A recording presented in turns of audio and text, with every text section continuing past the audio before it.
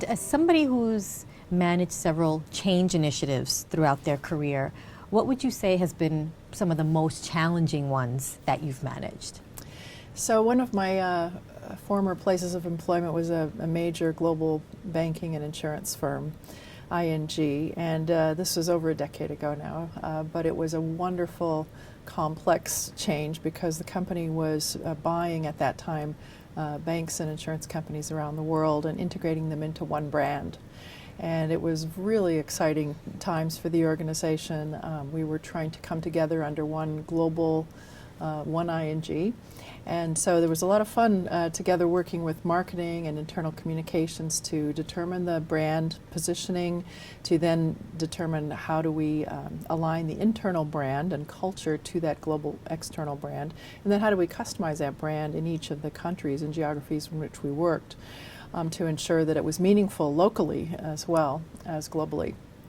So very intriguing change. We got to, as I already mentioned, collaborate across functions, but we also collaborated a lot with each geography to customize the brand rollout for each of them. So there were global messages about how we wanted to be one ING, but then there were also local leadership being involved in communication about what it meant locally.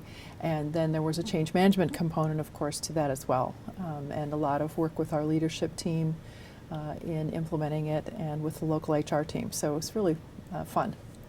Any challenges that you faced in implementing such a large global program? Yeah, well, naturally, of course, you know, you have to get a lot of different kinds of people on board when you do something like that. So, you know, I always say you win them over one at a time.